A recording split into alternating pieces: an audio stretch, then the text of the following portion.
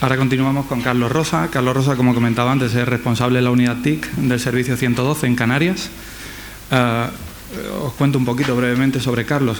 Carlos, desde 2013, es el responsable de la unidad de tecnología de gestión de servicios para la salud y seguridad en Canarias, y anteriormente desempeñó distintos roles técnicos y de gestión en el cibercentro, también en Canarias. Es licenciado en matemáticas, acumula distintos títulos universitarios en los ámbitos de la ciberseguridad y la transformación digital en las administraciones públicas, y también ha sido profesor universitario en cursos especializados sobre gestión de servicios de TI, con ITIL, por ejemplo, ¿no?, entre otros. Es autor de varias publicaciones especializadas y dispone también de distintas certificaciones técnicas en el ámbito de las tecnologías de la información y las comunicaciones. Carlos nos va a hablar de varias cositas. Yo lo resumo, Carlos, casi como continuidad del servicio, en este caso pues en relación con el servicio de emergencia, el servicio del 112, la necesidad de realización de ciberejercicios e incluso de tener una estrategia de seguridad también a nivel autonómico, ¿no?, continuando con la primera ponencia de la mañana. Pues cuando quieras, Carlos.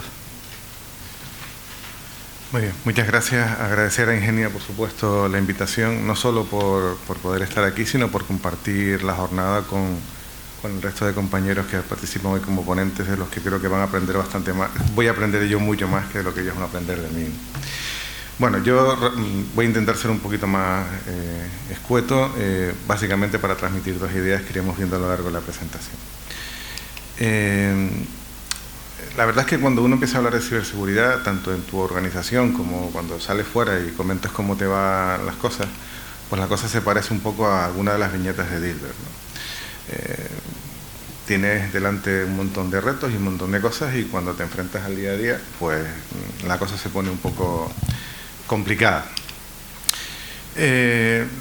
Yo voy a centrarme concretamente en aspectos quizás que son menos técnicos y mucho más estratégicos, quizás muy en la línea de lo que comentaba el director operativo que fue en el primer ponente, ¿no? Para eso voy a intentar hacer un símil en dos situaciones que han ocurrido, una de ellas en Canarias. El 29 de noviembre de 2005 pasó por allí solo la cola de una tormenta tropical. Si llega a pasar otra cosa, igual no estamos aquí. Y hizo, bueno, pues eso es un ejemplo de las cosas que hizo, y que lo repitió además. Por resumirlo, nos quedamos 5 días sin suministro eléctrico. Hubo un cero eléctrico real en la isla de Tenerife, y cuando digo real es que por la mañana, cuando caminabas por las calles, pues era como una película de zombies. Yo la verdad es que nunca había visto esa situación. Por suerte en esa época yo no trabajaba en el 112, con lo cual dormí tranquilo, pero trabajaba en un centro de soporte del gobierno de Canarias, con lo cual dormí tranquilo, pero solo esa noche. Luego las demás me las pasé encerrada en un centro intentando recuperar servicios durante 3 o 4 días. Bueno, ahí están algunos datos bastante tristes, muertos, heridos, y centrándonos en la parte tecnológica, pues solo la isla de Tenerife tuvo 200.000 afectados por el apagón eléctrico. Eso, que en principio es un escenario de protección civil natural, genera una configuración de coordinación de sala de crisis en los centros de emergencia. Y en esa configuración de sala de crisis pues vienen una serie de personas que son las que van, digamos, haciendo un seguimiento y controlando la recuperación, no solo del servicio en sí, que eso obviamente es competencia de la compañía eléctrica, sino de los efectos que provocan la población, y eso es lo más importante, el efecto que se genera en la población cuando no tiene suministro eléctrico, que es muy variado, desde que no puedes poner gasolina en el coche a que no puedes sacar dinero de un cajero. Y eso parece una tontería, pero cuando vas al núcleo urbano y ves que la gente no es capaz ni de hacerse la comida porque todo le funciona con electricidad, pues te lo replanteas un poco, ¿no?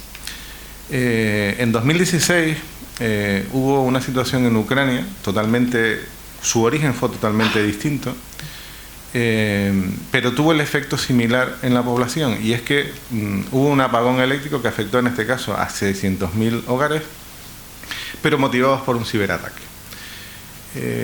Ahí hay que hacer varias reflexiones sobre lo que significa una cosa y otra, y parece extraño que esté hablando de temas de protección civil en el ámbito de la ciberseguridad, pero bueno, voy a intentar explicarme. Cuando pasó el Delta por Canarias, pues evidentemente se aprenden cosas. Y se desarrollaron y se perfeccionaron dos planes estratégicos del gobierno autonómico. El Plateca, que es el plan, digamos, que da cobertura al resto de planes de protección civil, y el PEFMA, que es el específico de fenómenos meteorológicos adversos. Bueno, que sepan que lo de las siglas, yo cuando llegué al 112 estuve 6 meses aprendiendo siglas, porque iba a las reuniones y que la verdad es que no se sabe ni de qué estaban hablando, ¿no? Pero bueno. Se reestructuró el servicio 112, por supuesto, a nivel incluso de su propia infraestructura eléctrica y de la infraestructura telefónica. A día de hoy el centro pues tiene 2 sedes que trabajan en paralelo, cada una atiende su provincia, y en caso de necesidad pues las llamadas de cada ciudadano se atienden en su provincia donde reside, pero si queremos, en un intervalo de 4 o 5 segundos podemos hacer que todo el sistema telefónico se transfiera a la otra provincia, y eso es transparente para la ciudadanía. Eso es una cosa que se desarrolló gracias precisamente a la experiencia del Delta.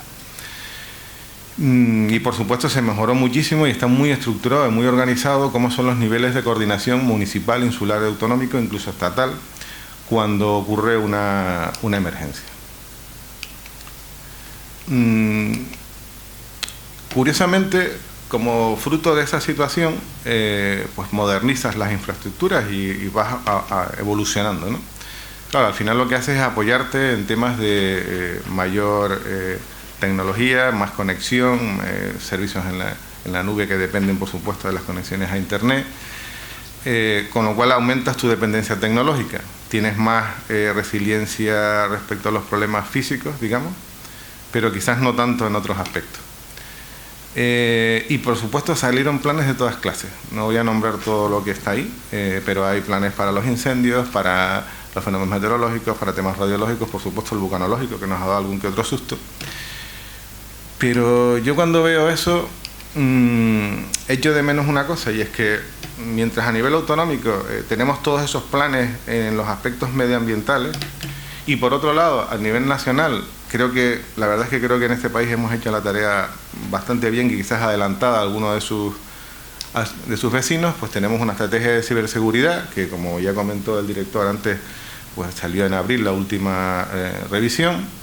Se ha creado el Mando Conjunto de Ciberdefensa, tenemos el Centro Nacional de Protección de Infraestructuras Críticas, que además va desarrollando con los distintos sectores estratégicos sus planes para, digamos, proteger todos aquellos servicios que resulten esenciales para la ciudadanía.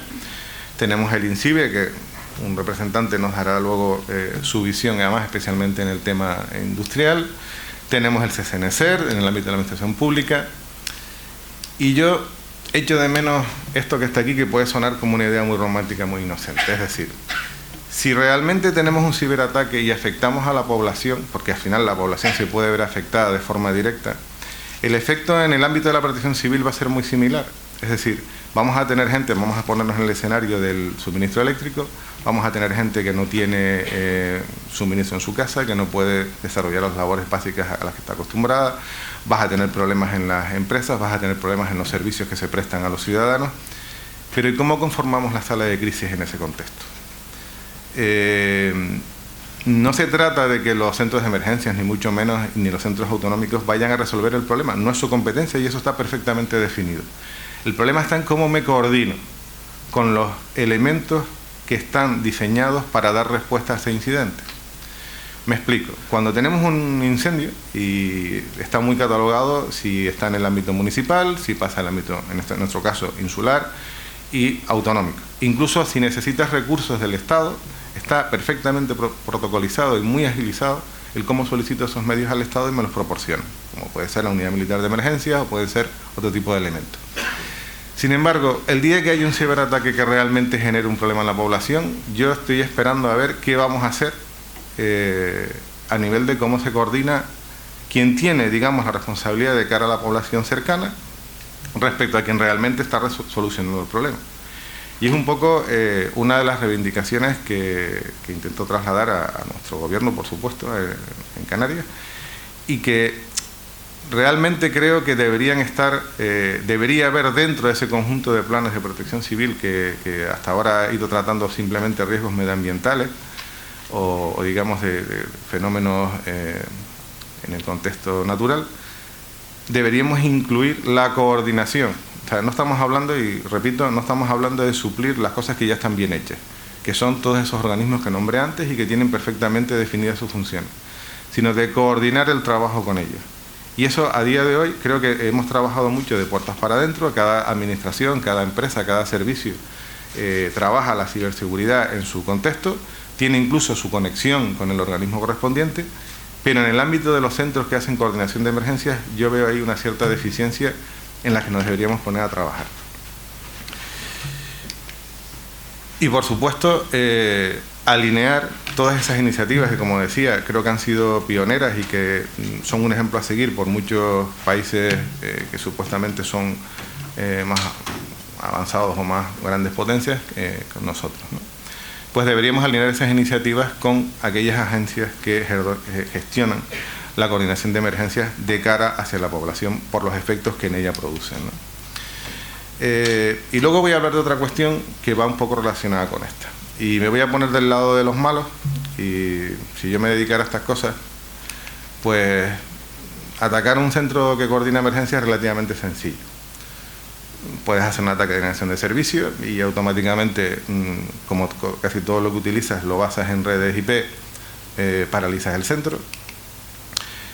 Puedes activar un malware que bloquee los servicios de voz IP, y todo lo que hoy se gestiona en un centro de emergencia se gestiona por voz IP, no solo las llamadas del ciudadano una vez que entran a tu infraestructura, sino incluso la gestión de las radiocomunicaciones con las que coordinas los cuerpos y fuerzas de seguridad y los distintos intervinientes en una emergencia y los recursos. Normalmente se utiliza la radio como que se entiende que es un sistema más resiliente, pero luego internamente lo estás manejando por la complejidad que tienen los distintos canales de radio con una matriz que trabaja en voz IP. Con lo cual, si no hay voz IP, no atiendes a la gente.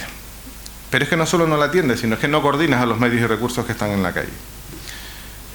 Las redes de radiocomunicaciones, al final, entre una estación y otra, se comunican por IP también. Con lo cual, pues ya de paso, si me entretengo un poquito más, pues también las descabezo un poco y me entretengo, me lo paso mejor, ¿no? Y bueno, la telefonía móvil va a seguir funcionando, en principio, pero si yo hago una llamada al centro de emergencias y no me atiende, pues tampoco me va a servir de mucho. Y eso si no tengo mala idea, y de paso le hago alguna cosita también a la red de telefonía móvil, que eso ya es más trabajo, ya es más complicado. Con lo cual, una vez que descabezo la central que coordina la gestión de medios y recursos para una emergencia, ya me dedico a generar problemas de verdad, y entonces me dedico a hacer ataques en servicios esenciales a la población. Tengan en cuenta que en todos los planes que comenté antes, los organismos que hacen la coordinación, y cuando digo coordinación no digo que sean los que manden ni los que solucionan el problema, simplemente los que aglutinan a aquellos que están solucionando el problema. Cuando no están, pues es como ir con pollo sin cabeza, es decir, cada cual sabe lo que tiene que hacer, pero no sabe lo que está haciendo el otro. Con lo cual, hasta ahora, yo creo que también se ha obviado un poco, si bien es cierto que se supone, y lo digo que se supone porque el catálogo de servicios críticos es secreto, pero se supone que el sector de la administración pública obviamente es un sector crítico dentro de la Ley de Protección de Infraestructuras Críticas, y en consecuencia los centros de gestión de emergencias lo son en el ámbito de esa administración pública. Pero sí que es cierto que a día de hoy cada uno se organiza como considera oportuno, es decir, cada uno se organiza su ciberseguridad y luego establece sus canales de comunicación con el Estado. Pues de hecho nosotros tenemos acuerdos con organismos que gestionan la ciberseguridad a nivel estatal, y como no puede ser de otra manera, nos trabajamos la parte como nos toca, ¿no? Pero no tenemos algo que sí que se organiza a nivel europeo, y que la verdad es que cuando lo vi la primera vez me resultó espectacular, que es los ciberejercicios. Un ciberejercicio no es otra cosa que practicar para cuando te llegue el problema, que es lo que realmente nos va a dar cierta soltura y agilidad cuando tengamos, en este caso, un ciberataque. En el caso de las cosas más tradicionales, pues cuando tienes un incendio, ¿qué haces? Un simulacro, ¿no? Y cuando tienes el incendio de verdad, pues ya se supone que todo el mundo sabe lo que tiene que hacer y tienes toda la maquinaria engrasada. Bueno, en un ciberejercicio de estas características, pues haces lo mismo, pero desde el punto de vista de la ciberseguridad. Yo voy a intentar poner el vídeo. Mi experiencia es que no suelen funcionar. No sé si el que está puede poner el vídeo ahora. Esto dura 2 minutitos y es lo que organiza un centro de la OTAN en Tallinn, en Estonia, coordinando a, pues creo que eran 20 y pico países el último que hicieron el año pasado, por supuesto España. Y de hecho, bueno, tuve el placer de hablar con una de las chicas que trabaja en ese centro y con alguien del CNPIC que también ha participado en el ejercicio, ¿no? Vamos a ver si doy con el botón que es, porque un país virtual, ficticio, sobre el que se genera toda la infraestructura propia de ese país, infraestructura eléctrica, infraestructura de agua, comunicaciones, etcétera, etcétera. Y por supuesto se genera el grupo, el Red Team y el Blue Team, y uno tienen que atacar esas infraestructuras y otros las tienen que defender.